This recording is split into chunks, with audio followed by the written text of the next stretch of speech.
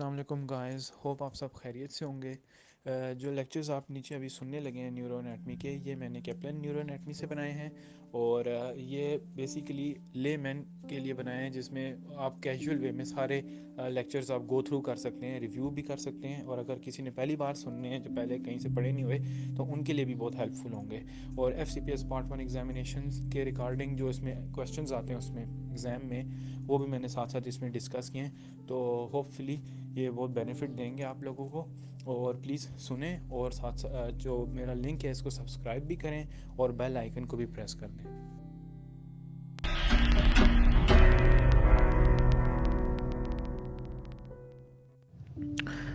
अस्सलाम वालेकुम।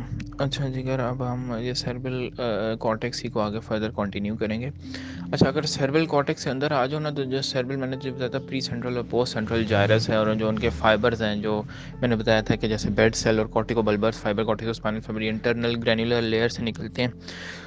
फिर ये आगे एक एक एरिया में एंटर हो जाते हैं जिसे हम कहते हैं इंटरनल कैप्सूल। इंटरनल कैप्सूल का स्ट्रक्चर के ऊपर MCQs बनते हैं, और इंटरनल कैप्सूल बड़ी इंपॉर्टेंट चीज़ है, वो पता होना चाहिए। इंटरनल कैप्सूल जो है ना, अगर इंटरनल कैप्सूल के 3 पार्ट होते हैं। एक इसका एंटीरियर लिम्ब होता है, ये वी शेप होता है, ठीक है, लैटरली साइड वेज वी पड़ा हुआ है जैसे, ठीक है। एक एक इसका इंटीरियर लिम्ब होता है, फिर एक पोस्टीरियर लिम्ब होता है, और इन दोनों लिम्ब्स के दरमियान जो एंगल होता है, जो बेंट होता है, उसे हम कहते हैं जीनू, ठीक है। जो इसका पोस्टीरियर लिम्ब होता है ना, पोस्टीरियर लिम्ब के अंदर सारे कॉर्टिकोस्पाइनल फाइबर्स होते हैं, और मोटर फाइबर्स होते हैं, और साथ सेंसरी फाइबर्स होते हैं पोस्टीरियर लिम्ब के अंदर, ठीक है। पोस्टीरियर लिम्ब के अंदर जो जीनू होता है ना, जीनू जीनू के अंदर सारे कॉर्टिको बल्बर फाइबर्स होते हैं, यानी कि फेस के फाइबर्स, जो फेशियल नर्व वाले फाइबर्स, वो जीनू के अंदर होते हैं। कॉर्टिको बल्बर फाइबर्स, या उनको कॉर्टिको न्यूक्लियर फाइबर्स भी कहते हैं।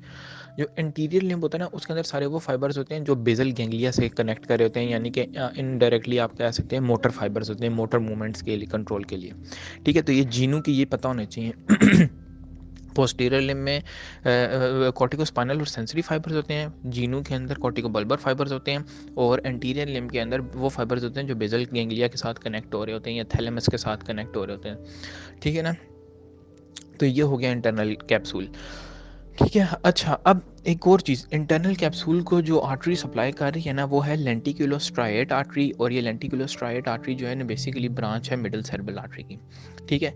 अगर सिर्फ और सिर्फ वो MCQ के अंदर इस तरह देते हैं कि वो सिर्फ और सिर्फ सेंसरी और मोटर स्ट्रोक की उनके अंदर साइंस दिए हुए हैं, और किसी किस्म का सेरेब्रल लॉस नहीं दिया हुआ। सेरेब्रल लॉस मैंने पहले बता दिया कि क्या है, कोई कॉर्टिनोपिया, कोई हेमिनोपिया, कोई एफेजिया, किसी किस्म का कोई ट्रांसकॉर्टिकल एप्रेक्सिया, कोई प्रिमिटिव साइंस, कोई लॉस ऑफ कॉन्शियसनेस, ये अगर चीज़ें दी हुई हैं ना, तो इसका मतलब है सेरेब्रल डैमेज है। अगर इनमें से कुछ भी नहीं दिया हुआ, तो इसका मतलब है सेरेब्रल डैमेज नहीं है, सिर्फ प्योर मोटर है या प्योर सेंसरी स्ट्रोक है, तो वो फिर इंटरनल कैप्सूल का स्ट्रोक है। एक और MCQ आता है, अगर प्योर मोटर स्ट्रोक है ना, प्योर मोटर स्ट्रोक है, तो फिर वो इंटरनल कैप्सूल का स्ट्रोक होता है, याद रखना है। प्योर मोटर स्ट्रोक जिसमें सिर्फ और सिर्फ मोटर साइंस की इन्वॉल्वमेंट हो, वो सिर्फ और सिर्फ सेंसरी, वो सिर्फ होता है इंटरनल कैप्सूल का स्ट्रोक। और ये भी MCQ आता है। इंटरनल कैप्सूल को सप्लाई करती है लेंटिकुलोस्ट्राइएट आर्टरी, ठीक है, जो कि मिडल सेरेब्रल आर्टरी की ब्रांच है। अब ये आर्टरीज का ज़रा हम डिस्कस कर लें। सर्कल ऑफ विलियस का पता है तुम लोगों को, तुझे पता है उसका सर्कल ऑफ विलियस का, और उसकी डायग्राम भी देख लें कि वो 2 वर्टिब्रल आर्टरीज होती हैं, 2 इंटरनल कैरोटिड आर्टरीज होती हैं। इंटरनल कैरोटिड आर्टरीज जब कैरोटिड कैनाल से एंटर होती है, कवर्नस साइनस में रन करती है, कवर्नस साइनस से निकलते ही साथ ही वो 2 ब्रांचेस देती है, मिडल सेरेब्रल और इंटीरियर सेरेब्रल आर्टरीज। जो इंटीरियर सेरेब्रल आर्टरीज हैं दोनों तरफ की, वो आपस में इकट्ठी एक दूसरे के साथ जुड़ती हैं इंटीरियर कम्युनिकेटिंग आर्टरी के थ्रू। और एक और चीज़ याद रखना, सबसे कॉमन एन्यूरिज्म अगर किसी सर्कल ऑफ विलियस में किसी जगह का है, तो वो उस जगह का है जहाँ पे interior communicating artery interior cerebral artery के साथ जुड़ी है। ये MCQ आता है। सबसे ज़्यादा कॉमन जो इंटीरियर जो एन्यूरिज्म है ना, वो जगह है जहाँ पे interior communicating artery interior cerebral artery के साथ जुड़ी होती है। दूसरी चीज़ जो इसी तरह ये और साथ मिडल सेरेब्रल आर्टरीज दे दी, इसी तरह पीछे पोस्टीरियर सेरेब्रल आर्टरीज होती हैं, वर्टिब्रल आर्टरीज की ब्रांचेस, और वो आपस में जुड़ी होती हैं पोस्टीरियर कम्युनिकेटिंग आर्टरीज के थ्रू। और पोस्टीरियर कम्युनिकेटिंग आर्टरी का अगर एन्यूरिज्म होगा, तो हमेशा थर्ड नर्व पैल्सी के साइन आएंगे, क्योंकि वो मिड ब्रेन के पास पड़ी होती है। ऑक्यूलोमोटर नर्व पैल्सी के साइन आएंगे अगर एन्यूरिज्म है पोस्टीरियर कम्युनिकेटिंग आर्टरी का। ये भी एक चीज़ याद रखनी है। अब आर्टरीज की सप्लाई तुझे पता होनी चाहिए। जो एंटीरियर सेरेब्रल आर्टरी है ना, वो सारा अंदर वाली साइड, मीडियल साइड, यानी कि जो कॉर्पस कैलोसम वाली साइड है वो वाली मीडियल साइड को सारा एंटीरियर सेरेब्रल आर्टरी सप्लाई कर रही है, ठीक है। और एंटीरियर सेरेब्रल आर्टरी किस किस एरिया को सप्लाई करती है, अब ये सुन, सारा medial side of the cerebral hemisphere, पहली बात। दूसरी बात, लेटरल साइड के ऊपर सिर्फ पहला ऊपर वाला इंच, जो फर्स्ट इंच है ना, ऊपर ऊपर साइड वाला, वो, बाकी सारे जो है वो मिडिल सर्कल करती है, लेकिन जो ऊपर वाला फर्स्ट इंच है ना, थोड़ा सबसे ऊपर वाला, डायग्राम में भी देख लें, वो एंटीरियर सेरेब्रल आर्टरी ही करती है।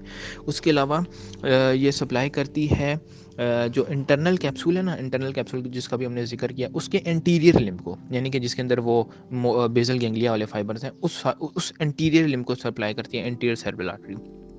उसके अलावा ये सप्लाई करती है कॉर्पस कैलोसम के एंटीरियर 4/5 को। कॉर्पस कैलोसम के अगर हम 5 हिस्से करें ना, तो एंटीरियर 4/5 को सप्लाई करती है एंटीरियर सेरेब्रल आर्टरी, ठीक है ना, कॉर्पस कैलोसम को। तो इसका मतलब ये है कि जब भी एंटीरियर सेरेब्रल आर्टरी डैमेज होगी ना, अब अच्छा, अब ये मीडियल साइड ऑफ ब्रेन को सप्लाई कर रही है, यानी कि कॉर्पस कैलोसम वाली साइड, तो वहाँ पे सारा तुम होम्यूनकुलस देख ले कि उधर सारा लेग एरिया पड़ा है। तो अगर एंटीरियर सेरेब्रल आर्टरी जब भी अक्लूड होगी ना, तो कॉन्ट्रालेटरल लेग का हेमीपरीसिस और हेमीप्लेजिया होगा, कॉन्ट्रालेटरल, ठीक है। सिर्फ एक लोअर लिम्ब इन्वॉल्व हो गई कॉन्ट्रालेटरल, साथ उसी एरिया पे वहाँ पे ब्लैडर एरिया भी मौजूद होता है। तो इसलिए होम्यूनकुलस में तो यूरिनरी इनकॉन्टिनेंस हो भी सकती है और नहीं भी हो सकती, लेकिन यूजुअली यूरिनरी इनकॉन्टिनेंस तब होती है जब दोनों साइड की एंटीरियर सेरेब्रल आर्टरीज इन्वॉल्व हो, ठीक है। दूसरी बात, इसके अलावा जो एंटीरियर सेरेब्रल आर्टरी है,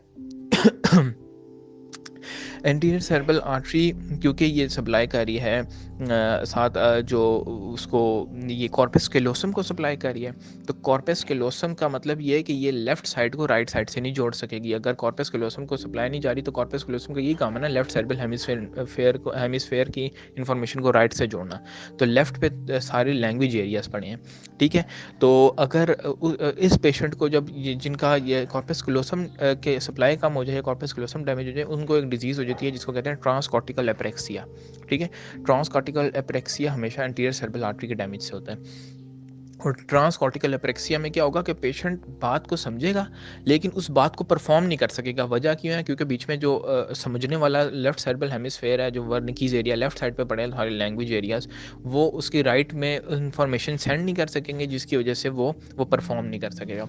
तो अगर तुम पेशेंट को कहोगे कि जी कंघी करो, तो वो हो सकता है वो कंघी उठाए लेकिन वो कंघी उल्टी करना शुरू हो जाए, मतलब जो कंघी की जो टीथ होते हैं वो ऊपर रखे और दूसरी साइड मारना शुरू कर दें, तो उसको चीज़ समझ नहीं आएगी। इसे कहते हैं ट्रांसकॉर्टिकल एप्रेक्सिया, ठीक है। और ये किस में होता है? अगर लैंग्वेज एरिया का कनेक्शन दूसरे हेमिस्फेयर से कट जाए, और वो कब कटता है? जब कॉर्पस कैलोसम की सप्लाई ख़त्म होती है। तो ये एंटीरियर सेरेब्रल आर्टरी के ओक्लूजन से होता है। इसी तरह मिडिल सेरेब्रल आर्टरीज किसको सप्लाई करती है? वो लैटरल सारे मेन एरिया को सप्लाई करती है, स्वाय अपर 1 इंच और लोअर 1 इंच के, क्योंकि अपर 1 इंच मैंने पहले बता दिया एंटीरियर सेरेब्रल आर्टरी सप्लाई करती है, और जो लोअर 1 इंच है ऑक्सीपिटल और टेम्पोरल लोब का हिस्सा, उसको पोस्टीरियर सेरेब्रल आर्टरी सप्लाई करती है।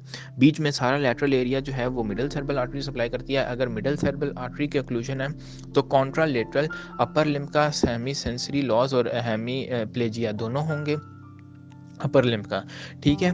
उसके अलावा जो है वो अच्छा, स्पेस्टिक पैरालिसिस हो गई, अपर मोटर न्यूरॉन साइंस होते हैं दोनों में, ठीक है। साथ ये सप्लाई कर रही होती है पोस्टीरियर लिम्ब ऑफ द, उसको पोस्टीरियर लिम्ब ऑफ किसको अपना जो है इंटरनल कैप्सूल। अब इंटरनल कैप्सूल के पोस्टीरियर लिम्ब के अंदर जो है वो फाइबर्स सारे मौजूद हैं। कौन से फाइबर्स मौजूद हैं उसके अंदर?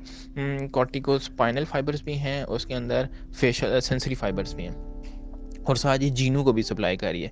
तो इसका मतलब ये है कि ये फेशियल, जब जीनू को भी सप्लाई करिए तो इसका मतलब कॉर्टिकोबल्बर फाइबर्स भी इफेक्ट होंगे। तो इसलिए मिडिल सेरेब्रल आर्टरी के इन्फार्क्ट में ऑपोजिट साइड का लोअर फेस जो है उसकी पैरालिसिस होगा, जैसे होता है अपर मोटर न्यूरॉन साइड में होता है जो फेशियल नर्व का, उस तरह उसका पैरालिसिस होगा। साथ ऑपोजिट साइड का स्पेस्टिक पैरालिसिस भी होगा।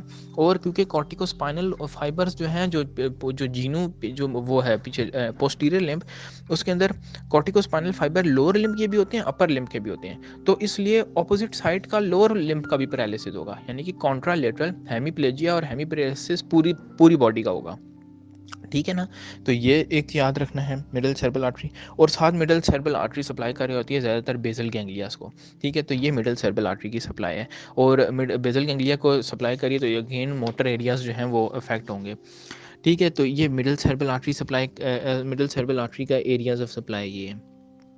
उसके बाद आ जाओ जी posterior cerebral artery. Posterior cerebral artery क्या है, ऑक्सीपिटल लोब को जो लोअर टेम्पोरल लोब का जो लोअर हिस्सा है ऑक्सीपिटल लोब, और जो posterior 1/5 of the corpus callosum जो रह गया था उसको हम कहते हैं स्प्लीनियम। ठीक है, उस स्प्लीनियम को सप्लाई करती है, और साथ ये मिड ब्रेन को सप्लाई करती है पोस्टीरियर सेरेब्रल आर्टरी।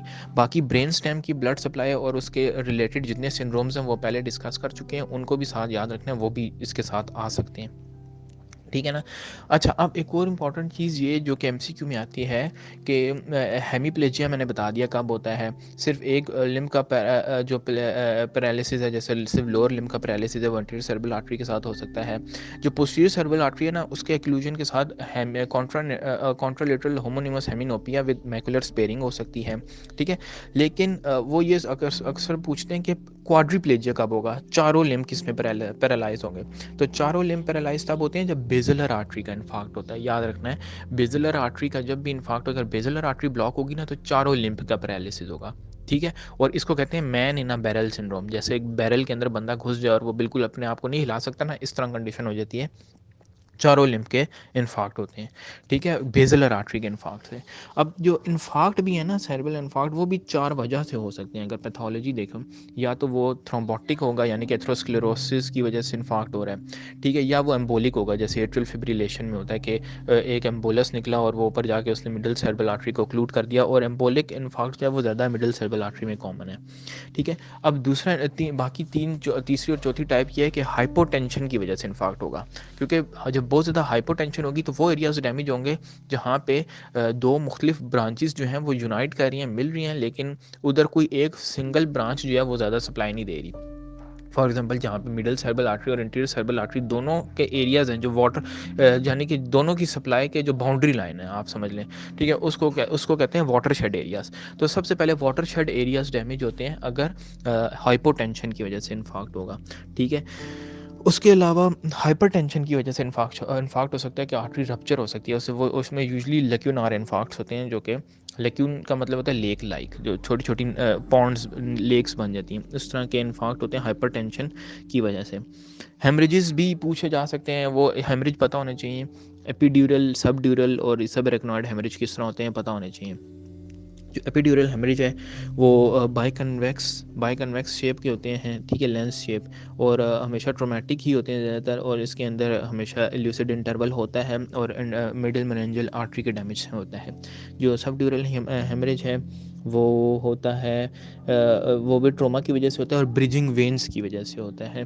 ठीक है, जो ड्यूरल साइनसिस को ड्रेन करती हैं उनकी वजह से, और उसमें सिकल लाइक जो सिंपल लेंसेट लाइक जो है वो साइन आता है। ठीक है, जो सब एरेक्नॉइड हेमरेज है ये यूजली हाइपरटेंशन की वजह से भी हो सकता है, लेकिन यंग एज में कॉमन है बैरियर एन्यूरिज्म का रप्चर होना। इसी तरह मार्फन सिंड्रोम की वजह से, कोई भी कनेक्टिव टिश्यू डिसऑर्डर की वजह से भी हो सकता है।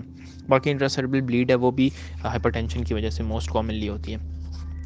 अब आ जाओ एफेजियाज़ की टाइप्स। अब एफेजिया के अंदर सारी टाइप्स चार मेन टाइप्स हैं। सबसे पहले एफेजिया जो होता है वो होता है रिसेप्टिव एफेजिया। रिसेप्टिव्स को हम वर्निकीज एफेजिया भी कहते हैं। वर्निकीज एरिया सुपीरियर टेम्पोरल लोब या कुछ एरिया इसका पैराइटल लोब में पड़ा होता है। तो अगर उस एरिया लेफ्ट साइड का अगर उधर डैमेज होगा तो इसमें पेशेंट जो है ना वो समझ नहीं पाएगा। वर्निकीज का काम होता है अंडरस्टैंड करना, वो उसको चीज़ को समझ ही नहीं पाएगा। ठीक है, तो समझ नहीं पाएगा तो ना मुंह से जवाब दे पाएगा ना उसको लिख के जवाब दे पाएगा, क्योंकि चीज़ को समझ ही नहीं पाया। इसको कहते हैं वर्निकीज या रिसेप्टिव एफेजिया या सेंसरी एफेजिया। इसी तरह एक होता है अगर ब्रोकाज एरिया का डैमेज है, और ब्रोकाज एरिया इंफीरियर फ्रंटल जायरस के अंदर पड़ा हुआ है, अगर वहाँ का डैमेज है लेफ्ट साइड पे, तो उसके अंदर पेशेंट समझ भी अगर रहा है ना तो वो बोल नहीं पाएगा, उसका जवाब नहीं देगा वो। ठीक है, और लिख के बता सकता है लेकिन जवाब मुँह से नहीं देगा। इसको समझ रहा है तो वो लिख के देगा, बताएगा, लेकिन मुँह से नहीं बोल सकेगा। ब्रोकाज एरिया के डैमेज होने से इसे कहते हैं मोटर एफेजिया, या हाँ मोटर एफेजिया या एक्सप्रेसिव एफेजिया।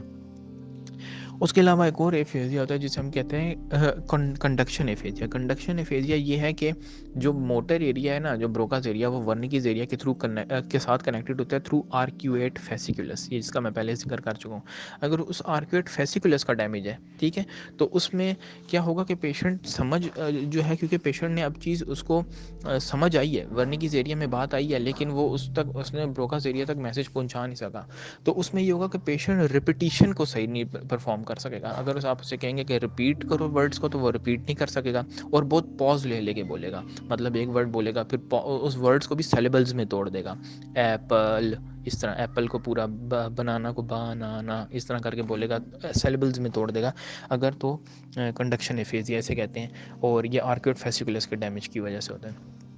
इसी तरह एक चौथी टाइप का एफेजिया होता है जिसे गर्ट्समैन सिंड्रोम कहते हैं, और उसके अंदर ये होता है कि पेशेंट को एंगुलर जायरस पे डैमेज होता है। एंगुलर जायरस जो है ना, ये भी एक एरिया है यहाँ पे, उस पे देख लो जी, ये जो अपना है एरिया नंबर 39 होता है, और ये भी वर्निकीज एरिया के सराउंडेड होता है। ठीक है, वर्निकीज एरिया को सराउंड कर होता है और प्राइटल लोब में होता है बेसिकली। तो एंगुलर जायरस का काम जो है वो ये होता है कि चीज़ों, लिखी हुई चीज़ों को समझना, जो जिसको हम कहते हैं, अगर वो जो चीज़ ना समझ सके, जो रिटन लैंग्वेज को समझ ना सके, उसे कहते हैं एलेक्सिया। और फिर वो पेशेंट क्योंकि लिखी हुई चीज़ को समझ नहीं सकता, इसलिए खुद लिख भी नहीं सकता, इसको कहते हैं एग्राफिया। तो अगर एक पेशेंट को एलेक्सिया है और एग्राफिया है, तो इसका मतलब है कि उसे गर्ट्समैन सिंड्रोम है, यानी कि एंगुलर जायरस के ऊपर डैमेज है उसे। तो लिखी हुई चीज़ें अगर ना समझ सके पेशेंट, ठीक है, पढ़ा लिखा पेशेंट हो लेकिन लिखी हुई चीज़ें समझ ना सके, तो उसको हम कहते हैं एलेक्सिया या एग्राफिया, और ये साथ उसको ये होता है एंगुलर जायरस के डैमेज से कहते हैं गर्ट्समैन सिंड्रोम। बस ये पता होना चाहिए इस वाले चैप्टर के अंदर। बाकी सबसे मेन इंपॉर्टेंट चीज़ इसमें यही है कि कौन सी आर्टरी से कौन सी किस किस्म का इन्फाक्ट होगा, और वो उसका डिटेल मैंने पहले उस ब्रेन स्टेम वाले चैप्टर में भी बता दिया और इधर भी बता दिया। ठीक है, तो और क्वेश्चन भी यही आएगा।